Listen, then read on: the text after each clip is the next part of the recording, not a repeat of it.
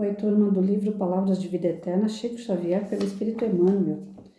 No capítulo 114, Fraternalmente Amigos, finalmente sede todos de igual sentimento, compassivos, amando os irmãos, entranhavelmente misericordiosos e afáveis. Pedro. Que a experiência te conferiu um degrau diverso na interpretação da vida, pode não haver qualquer dúvida. Amadureceste o raciocínio e percebes determinados aspectos da realidade que as circunstantes ainda não conseguem assinalar. Estudaste conquistando títulos de que, por enquanto, muita gente não dispõe. Ouviste a ciência e alcançaste visões renovadoras presentemente defesas a quantos não senhorearam oportunidades iguais a tuas. Viajaste anotando problemas que muitos dos melhores amigos estão distantes de conhecer. Sofreste aprendendo lições por agora inapreensíveis pelos companheiros acomodados a inocentes enganos da retaguarda. Trabalhaste e adquiriste habilitações que os próprios familiares gastarão muito tempo para atingir. De certo que a tua posição é inconfundível, tanto quanto o lugar do próximo é caracteristicamente individual. Entretanto, seja qual seja a condição em que te encontres, podes estender os braços unindo-te aos semelhantes através da compreensão e do auxílio mútuo. O apóstolo não nos diz sede todos da mesma altura, mas sim sede todos fraternalmente unidos. Não nos exige, pois, o Evangelho venhamos a ser censores ou escravos uns dos outros, e sim nos exorta a que sejamos irmãos. Então, fraternalmente amigos significa você ter uma compreensão da visão do outro, se você estiver numa situação um pouquinho mais elevada, né? Então, ele pede para você ser fraternal, ser amigo, compreender o outro no patamar que ele está, no degrau que ele está, sem julgar, sem condenar, né? Tentando ter a empatia de se colocar no lugar do próximo e perceber que ele tem uma visão mais limitada do que a tua. Então, os seus diplomas, ele não alcançou ainda. Suas conquistas materiais, ele não faz sentido para ele. É como se você pegasse uma criança e falasse para ela que você está muito feliz porque você comprou o carro do ano. Um carro que custa 100, 120 mil reais. Fala para uma criança que você conseguiu esse carro. E a criança vai falar assim: pai, mãe, eu só queria um carrinho do Hot Wheels. Porque para ele faz sentido brincar com aquele carrinho. Um carro do ano de 100, 120 mil, para ele não faz sentido, porque ele não dirige. Ele não pode colocar o pé no pedal, né? Então, assim, não adianta você exigir de uma criança, como muitas vezes em sala de aula eu fiz isso, né? A gente erra nisso aí. A gente fala, poxa, mas eu tô aqui me matando por vocês, eu tô aqui, eu trago parceria, eu vou atrás de pessoas para poder fazer palestra para vocês, né? Eu quero trazer as melhores referências, pessoas que vão ensinar coisas boas para vocês. A criança de 7, 8 anos olha para tua cara e fala, tá aí o Kiko, o que eu tenho a ver com isso? Né? Para ele tá ainda naquela do Babi Babu, Cinderela, Branca de Neve. Então, as palestras, lógico, ia amadurecendo meus alunos, aquilo fazia bem para eles, eu tinha um objetivo claro, e isso acontecia no final de um projeto. Mas no início do projeto, você falar para uma criança que você está se matando, trazendo pessoas, que elas têm que colaborar com o teu trabalho, tem que ser disciplinada, tem que ser quietinha, ouvir o palestrante com carinho, com doçura, com amor. No começo as crianças não entendem isso, né? Então, a princípio, antes de fazer as palestras, eu preparava todo o território. Através, se um amigo ia vir falar sobre paz, eu trabalhava aquele tema paz até não querer mais. Eu esgotava aquele tema com as crianças, quando são crianças mais imaturas, né? Estou falando de primeiro, segundo ano. Quando já é de quarto, quinto ano, não tem necessidade de fazer isso. Mas de primeiro, segundo, que eles ainda estão bem infantilizados, eu trabalhava o assunto, eu explorava esse assunto através de desenhos animados, filmes, através de música. Aí quando o palestrante vinha, eles já estavam mais ou menos preparados para ouvir o que o palestrante tinha a dizer. Agora, se eu não preparasse essas crianças, o palestrante ia chegar, falar, e eles não iam estar nem aí, porque eles não iam estar maduros para receber o assunto. Quando eu pegava esses alunos no primeiro ano e entregava no quinto ano eles pareciam adultos conversando. Vocês precisam ver como é que era. As questões que eles faziam para os palestrantes eram questões de adultos. Eles tinham a necessidade de mostrar para os palestrantes o que eles já tinham aprendido. Então já estavam amadurecidos para aquilo. Mas se for conversar com eles a nível de uma universidade, eles estavam imaturos ainda. E nós, enquanto espíritos, somos assim. Para alguns assuntos nós estamos bem, a gente conversa de igual para igual. Para outros assuntos nós somos imaturos. Se pegar o assunto espiritismo, vida após a morte, de onde eu venho, o que eu estou fazendo aqui, para onde eu vou, alguns espíritas, algumas pessoas ligadas ao espiritismo ou espiritualismo que seja, elas vão ter um conhecimento sobre o assunto e vão argumentar. Outras vão falar, nossa, nunca parei para pensar nisso. Agora, porque aquele irmãozinho está mais atrasado, aquele irmãozinho é menos compreensivo, né? Às vezes até ignorante diante de um assunto, não significa que aquele que está num patamar um pouquinho melhor tem que agredir o que não sabe. Né? Tem que faltar com paciência com o que não sabe. Aquele que sabe um pouquinho mais, ensina quem sabe um pouquinho menos. Se não consegue ensinar através de palavras, de estudo, que seja através de atitude. Nós, às vezes, temos que agir para ensinar, para ser exemplo. Não é sempre que a gente vai conseguir ensinar através de palavras, através de estudo.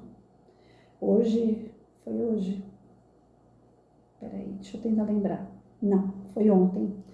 Livro dos Espíritos, eu estava estudando e estava falando sobre os materialistas, pessoas, né, que só enxergam a matéria, hiperinteligentes, porém só enxergam a matéria, só querem dar o aval daquilo que vem com os olhos físicos.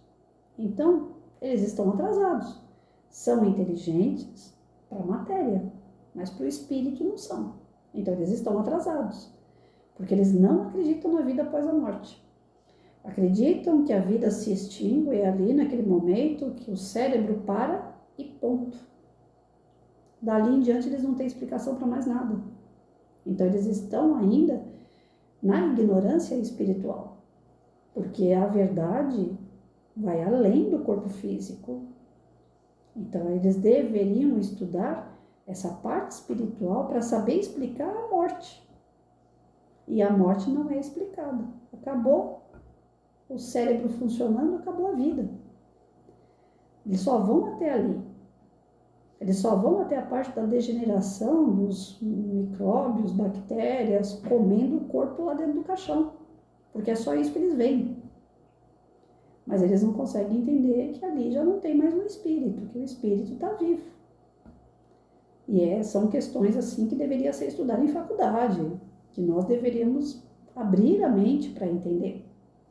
Mas eles não querem. Os materialistas param ali. Morreu, morte cerebral, micróbio, bactéria está comendo o corpo, pronto, acabou. Agora, esses estão cheios de diploma, estudaram pra caramba. São universitários, fazem pós-graduação, fazem MBA, que falam, né? Fazem um monte de coisa para não chegar no essencial, o espírito. Então, e muitos desses ficam desfilando com diploma para cima e para baixo. Eu tenho diploma disso, tenho diploma daquilo. Tá, mas e aí? E o que você entende além daquilo que você vê fisicamente? O cara não entende quase nada. Então, ele ainda está bem arcaico. E quem entende, às vezes, é um analfabeto que pegou para estudar o fundamental, o essencial, o espírito. Quando se estuda aquilo que é fundamental, que é a essência, faz total sentido as coisas que acontecem à nossa volta. Mas, independente se o cara é ignorante do lado espiritual ou ele é ignorante do lado material, que sejamos fraternos uns com os outros, que tenhamos então um pouco de empatia. A amizade é que nem falar de religião, um é católico, um é espírita, o outro é evangélico. Aqui em casa acontece isso. Eu tenho duas amigas, uma católica e uma evangélica, eu sou espírita. Nós entramos num comum acordo numa festa junina no ano passado, onde cada uma fez uma festinha, vamos dizer assim, um café da tarde junino.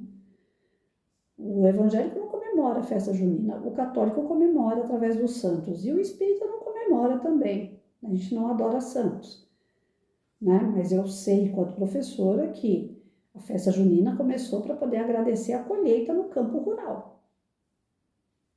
Então, não é só uma questão religiosa. Então, cada uma fez o tema diferente na sua casa.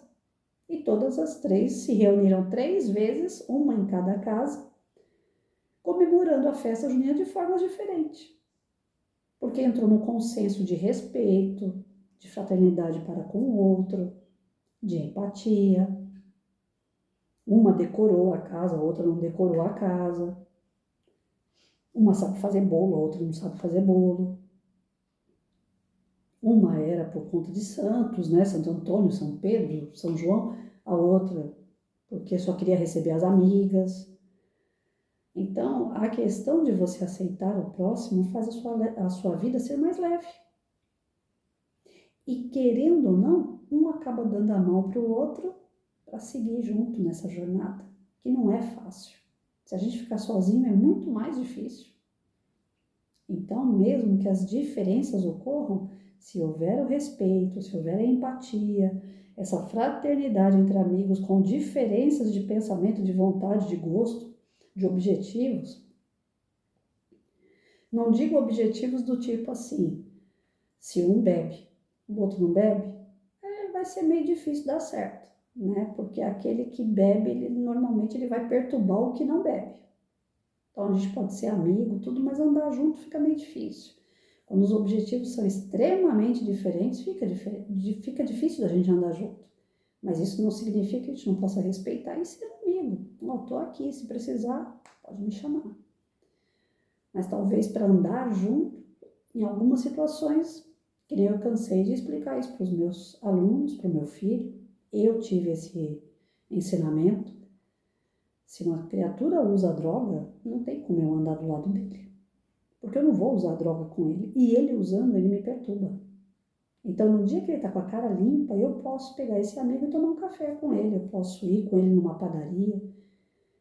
Mas ficar com ele o tempo todo, ele utilizando droga no meu lado, não. Porque eu não compartilho do mesmo pensamento que ele. O que eu vou ficar fazendo ali do lado dele? Né? Então, tem coisas assim que a gente vê que nós temos que olhar as pessoas na mesma altura que a gente, independente se elas estão para cima ou para baixo. Olhar na mesma altura, com o mesmo respeito, com a mesma ética, com o mesmo bem-querer. Eu falei isso num dos vídeos ontem, né, que eu, enquanto professora, não enxergava um aluno diferente do outro. Podia ser alto, podia ser baixo, gordo, magro, ruim, bom, inteligente demais, aquele aluno que é mais atrasado, o aluno que é excepcional. Eu não via diferença. Eu trabalhava todo mundo por igual, só que eu olhava a necessidade de cada um para trabalhar o tema ou trabalhar aquele conteúdo, aquela disciplina, onde eu via que tinha mais necessidade. Então, se o Joãozinho tinha dificuldade em matemática, todo mundo tinha que estudar matemática por causa do Joãozinho. Se um tinha dificuldade em higiene, todo mundo ia estudar higiene por conta daquele que tem dificuldade em higiene. Então, eu sempre tentava atingir, mas trabalhando todo. Atingia um, mas trabalhando todo. Sempre por igual, nivelando por igual. Um filho, a gente nivela por igual ao outro filho, a 10 filhos. Se a mulher tiver 10 filhos, ela tem que tratar todos por igual. Apesar das diferenças, cada um vai exigir dela um pouco mais. Algumas atenções especiais. Mas ela não pode dar para um e não dar para o outro. Ela não pode ser carinhosa com um e ríspida com o outro. A não ser em algumas situações que é exceção, né? Uma questão de chamar atenção por algum erro e tal. Mas não porque tá dando para um. Tem um ditado bem velho que fala, né? O pau que bate em Chico tem que bater em Francisco.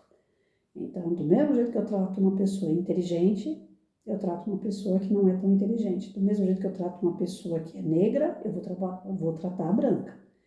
Do mesmo jeito que eu trato o servente da escola, eu vou tratar o diretor. Não tem diferença nenhuma, apesar do grau de conhecimento, de certificado, de cor, de tamanho. Não tem diferença, o tratamento tem que ser igual. Então é isso, que a gente tenha esse olhar, né? De não fazer diferenças por questão financeira, por questão de inteligência, por questão de cultura. Saber selecionar as pessoas que nós queremos ter em volta é bom, mas isso não significa segregar outras. A gente não precisa criar, como é que é o nome? Ih, gente, eu tô ficando ruim da cabeça. Nos Estados Unidos é que tem isso, né? Gueto. A gente não tem que criar gueto. Gueto do branco, do negro, do pobre, do rico. Não, isso não. Dá pra gente trabalhar com todos no respeito e por igual, né? Esse respeito torna a gente pessoas amigas. E é o que o mundo está precisando, né? De pessoas que sejam amigas.